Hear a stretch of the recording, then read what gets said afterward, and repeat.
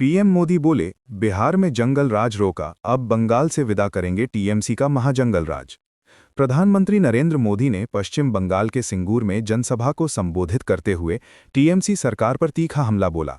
उन्होंने कहा कि राज्य की जनता अब 15 साल के महाजंगल राज से मुक्ति चाहती है। पीएम ने कहा कि बीजेपी एनडीए ने बिहार में जंगल राज को रोका और अब पश्चिम बंगाल में भी बदलाव का समय आ गया है। उन्होंने आरोप लगाया कि घुसपैठ रोकने के लिए सीमा पर फेंसिंग जरूरी है, लेकिन राज्य सरकार जमीन उपलब्ध नहीं करा रही। पीएम ने कहा कि घुसपैठिए टीएमसी का पक्का वोट बैंक हैं, इसलिए सरकार कोई कदम नहीं उठा रही। मोदी ने सिंगूर में 837 करोड़ रुपए की विकास परियोजनाओं का शिलान्यास और उद्घाटन किया। इससे पहले असम के कलियाबोर में उन्होंने 6,957 करोड़ रुपए की लागत वाले काजीरंगा एलिवेटेड कॉरिडोर की आधारशिला रखी। पीएम ने कहा कि ये 90 किलोमीटर लंबा कॉरिडोर वन्य जीवों की सुरक्षा के लिए महत्वपूर्ण होगा। उन्होंने अमृत भारत एक्सप्रेस ट्रेनों को भी हरी झंडी दिखाई। पीएम ने कहा कि केंद्र सरकार पूर्वोत्तर और पूर्वी भारत के विकास को प्राथमिकता दे रही है। जबलपुर में तेज रफ्तार कार ने 13 मजदूरों को कुचला, 2 की मौत, 7 गंभीर। मध्य प्रदेश के जबलपुर में रविवार दोपहर एक दर्दनाक सड़क हादसा हुआ। बरेला थाना क्षेत्र के एकता चौक पर तेज रफ्तार कार ने सड़क किनारे बैठे 13 मजदूरों को कुचल दिया। हादसे में 2 महिला मजदूरों की मौके पर ही मौत हो गई, जबकि 11 मजदूर घायल हो गए। घायलों में से 7 की हालत गंभीर बताई जा रही है। सभी घायलों को मेडिकल कॉलेज अस्पताल में भर्ती कराया गया है। पुलिस के अनुसार मृतकों की पहचान चैनवती बाई और लच्छोबाई, दोनों की उम्र 40 वर्ष के रूप में हुई है। सभी मजदूर मंडला जिले के बीजाडंडी थाना क्षेत्र के बिहारिया गांव के निवासी थे और पिछले 1.5 महीने से जबलपुर में मजदूरी कर रहे थे। जानकारी के मुताबिक मजदूर डिवाइडर की लोहे की जालियों की सफाई के बाद वहीं बैठकर खाना खा रहे थे। इसी दौरान बरेला से जबलपुर की ओर आ रही एक सफेद कार अनियंत्रित होकर उन्हें कुचलती हुई निकल गई।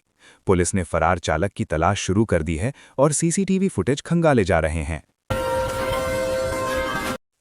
पूर्व विधायक आरडी प्रजापति के विवादित बयान से सियासी हंगामा। भोपाल में अनुसूचित जाति, जनजाति और अन्य पिछड़ा वर्ग संयुक्त मोर्चे के महासम्मेलन में पूर्व विधायक आरडी प्रजापति के बयान ने विवाद खड़ा कर दिया। छतरपुर के चंदला से पूर्व विधायक रहे प्रजापति ने कथावाचकों और धर्मगुरुओं को लेकर आपत्तिजनक भाषा का इस्तेमाल किया। उन्होंने मंच से कहा कि महिलाओं को लेकर अभद्र टिप्पणियां करने वालों पर सख्त कार्यवाही होनी चाहिए। प्रजापति ने कथावाचकों द्वारा महिलाओं को खाली प्लॉट जैसी उपमाओं से जोड़ने और युवतियों पर की गई टिप्पणियों को अस्वीकार्य बताया। उन्होंने कहा कि व्यासपीठ से इस तरह की भाषा समाज को शर्मसार करती है। साथ ही उन्होंने प्रशासन से ऐसे लोगों पर कार्रवाई की मांग की। आरडी प्रजापति 2013 से 2018 तक भाजपा से विधायक रहे हैं। बाद में उन्होंने समाजवादी पार्टी ज्वाइन की और 2024 का लोकसभा चुनाव सपा के टिकट पर लड़ा, जिसमें उन्हें हार का सामना करना पड़ा। उनके बयान के बाद राजनीतिक हलकों में तीखी प्रतिक्रिया देखने को मिल रही है। दिव्यांग फैन की अपील पर सीएम ने दिलाया वनडे टिकट, पहली बार स्टेडियम पहुंचे अभिषेक। उज्जैन जिले के बड़नगर तहसील के गांव बमनापानी निवासी दिव्यांग युवक अभिषेक सोनी का सपना पूरा हो गया। अभिषेक ने वीडियो जारी कर मुख्यमंत्री डॉक्टर मोहन यादव से भारत न्यूजीलैंड वनडे मैच का टिकट दिलाने की अपील की थी। उन्होंने कहा था कि वो दिव्यांग हैं और क्रिकेट के बड़े प्रशंसक हैं, लेकिन टिकट नहीं मिल पा रहा। अभिषेक के पिता ने बताया कि उनका बेटा बचपन से दिव्यांग है और टीम इंडिया का हर मैच टीवी पर देखता है। टिकट की जानकारी न मिलने पर उन्होंने उज्जैन कलेक्टर के माध्यम से मुख्यमंत्री तक बात पहुंचाई।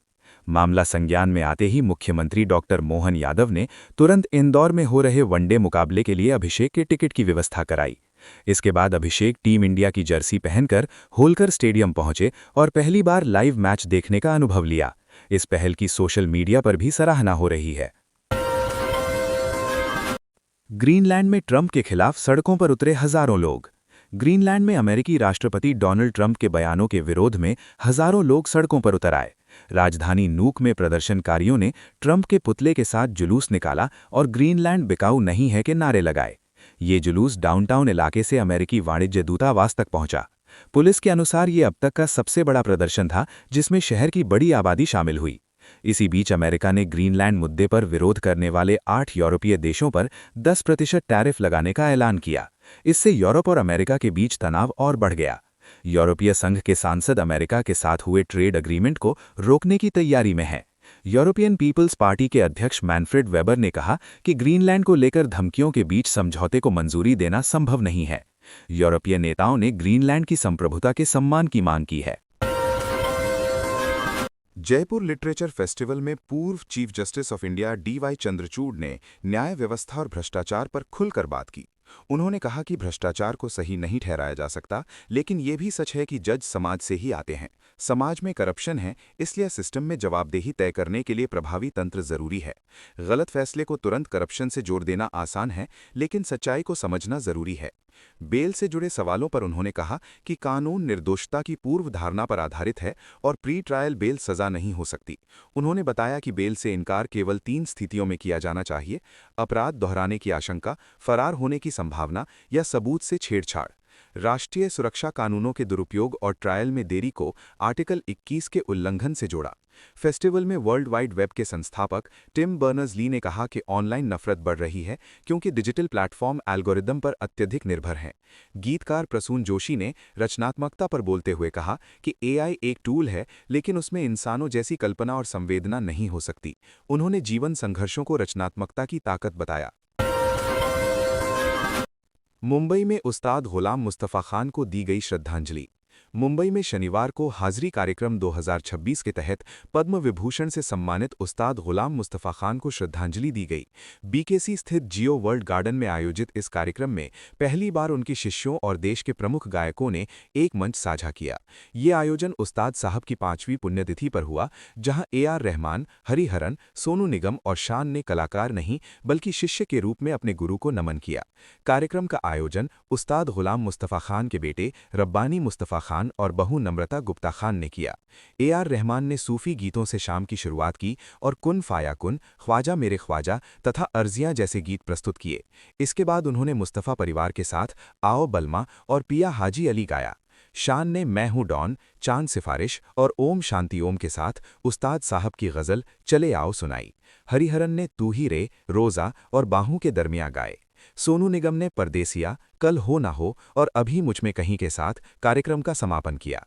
रामपुर सहसवान घराने से जुड़े उस्ताद गुलाम मुस्तफ़ा खान हिंदुस्तानी शास्त्रीय संगीत के प्रतिष्ठित गुरु थे। उन्होंने कई दिग्गज गायकों को प्रशिक्षण दिया और संगीत जगत में अमूल्य योगदान दिया। उत्तराखंड में केदारनाथ बद्रीनाथ में बर्फ गायब, नासा सैटेलाइट तस्वीरें दिखाती हैं सूखे पहाड़। उत्तराखंड में इस सर्दी के पीक सीजन में हिमालय के कई हिस्सों में बर्फबारी सामान्य से काफ़ी कम रही है। नासा के FIRMS प्लेटफॉर्म से ली गई सैटेलाइट तस्वीरों में केदारनाथ और बद्रीनाथ के आसपास के पहाड़ सूखे और काले दिख रहे हैं। आमतौर पर दिसंबर-जनवरी में ये क्षेत्र पूरी तरह बर्फ से ढका रहता है, लेकिन इस बार केदारनाथ में शुरुआती बर्फबारी जम नहीं पाई और बद्रीनाथ में अभी तक बर्फ ही नहीं गिरी। मौसम विशेषज्ञ इसे ग्लोबल वार्मिंग और बदलते मौसम पैटर्न से जोड़ रहे हैं। बर्फ की कमी का असर पर्यटन, कृषि, बागबानी, जल स्रोत और पारिस्थितिक संतुलन पर पड़ रहा है। FIRMS प्लेटफॉर्म मुख्यतः आग की जानकारी के लिए बनाया गया है, लेकिन इसकी सैटेलाइट तस्वीरों से बर्फ की मौजूदगी का अनुमान लगाया जा सकता है। इस सर्दी में तुंगनाथ के ऊंचे हिस्सों में जनवरी के मध्य तक भी बर्फ नहीं जमी, जो 1985 के बाद पहली बार हुआ है। विशेषज्ञों के अनुसार पश्चिमी विक्षोभ कमजोर होने और स्नो ड्राउट पैटर्न के कारण हिमालय में बर्फबारी कम हुई है। मसूरी, नैनीताल और मुक्तेश्वर जैसे हिल स्टेशनों में भी बर्फ न के बराबर रहने से पर्यटन और स्थानीय आय प्रभावित हुई है। राज्य में नवंबर-दिसंबर में बारिश बर्फबारी लगभग शून्य रही और जनवरी 2026 में भी अब तक रिकॉर्ड नहीं हुई है। मौसम विभाग ने 16 से 21 जनवरी के बीच हल्की बारिश बर्फबारी की संभावना जताई है, लेकिन अभी तक बर्फ का अभाव स्पष्ट है। KGMU में STF की जांच तेज, दस्तावेज जब्त, सोमवार को तहरी भोज का कार्यक्रम। लखनऊ में KGMU के कैंपस में रमीज मलिक मामले की जांच के बाद फिर माहौल गरमाया है। महिला रेजिडेंट पर यौन शोषण और धर्मांतरण के प्रयास के आरोपों के बाद रमीज की गिरफ्तारी के बाद जांच STF को सौंपी गई थी। शनिवार को STF की टीम कई घंटों तक कैंपस में रही और रिकॉर्ड, फाइलें और महत्वपूर्ण दस्तावेज जब्त किए। इस दौरान कुछ अधिकारियों और कर्मचारियों से पूछताछ भी की गई। STF ने शासन को गोपनीय रिपोर्ट सौंपी है और लखनऊ पुलिस जांच में सहयोग कर रही है। सर्विलेंस के जरिए कुछ संदिग्धों पर नजर रखी जा रही है और आरोपी के फोन कॉल और संपर्कों की जांच भी जारी है। इसके अलावा आरोपी और उसके परिजनों के बैंक खातों की जांच शुरू कर दी गई है। जांच एजेंसियां आगरा में रमीज और डॉक्टर परवेज के संबंधों को लेकर भी छानबीन कर रही हैं और जरूरत पड़ने पर उनसे पूछताछ की संभावना है। मामले की पृष्ठभूमि में वीएचपी ने प्रदर्शन स्थल बदलकर केजीएमयू के बाहर विरोध जताया और कुलपति के ओएसडी को हटाने और 2021 से नियुक्तियों की जांच की मांग की। इसी बीच केजीएमयू प्रशासन ने सोमवार को तहरी भोज का कार्यक्रम रखा है, जिसमें मेयर सुषमा खरकवाल को आमंत्रित किया गया है। कैंपस में तनाव के बीच डॉक्टरों ने 19 जनवरी को कैंडल मार्च निकालने का निर्णय लिया है, जबकि विवादित पैथोलॉजी विभाग में डीन स्टूडेंट वेलफेयर डॉक्टर रश्मि कुशवाहा को फैकल्टी इंचार्ज की जिम्मेदारी दी गई है। ईरान में प्रदर्शनकारियों का आरोप, ट्रंप ने समर्थन वापस लिया, 5,000 से ज्यादा मौतें। तेहरान और वॉशिंगटन में जारी विरोध प्रदर्शनों में कई ईरानी प्रदर्शनकारी अमेरिकी के पूर्व राष्ट्रपति ट्रंप के रुख से निराश दिख रहे हैं। वे कहते हैं कि ट्रंप ने शुरुआती समर्थन के बाद जब सबसे ज्यादा जरूरत थी तब मदद वापस ले ली। प्रदर्शनकारियों का दावा है कि ट्रंप के बयानों से उम्मीद जगी और लोग जोखिम लेकर सड़कों पर उतरे, लेकिन बाद में वे अकेले छोड़ दिए गए। रिपोर्ट्स के मुताबिक 28 दिसंबर से शुरू हुए हिंसक प्रदर्शनों में अब तक करीब 5,000 लोगों की मौतें हुई हैं, जिनमें लगभग 500 सुरक्षा बल शामिल हैं। एक ईरानी अधिकारी ने नाम न बताने की शर्त पर यह आंकड़ा रॉयटर्स को दिया। सबसे ज्यादा हिंसक झड़पें उत्तर पश्चिम के कुर्द इलाकों में हुई। इसी बीच 23 साल की छात्रा रूबीना अमीनियन की मौत का मामला भी सामने आया है। एपी के अनुसार सुरक्षा बलों ने 8 जनवरी को उसे सिर में गोली मारी थी। परिवार को उसकी लाश ढूंढने में मुश्किल हुई और डर के चलते शव को गुप्त रूप से सड़क किनारे गड्ढे में दफनाना पड़ा।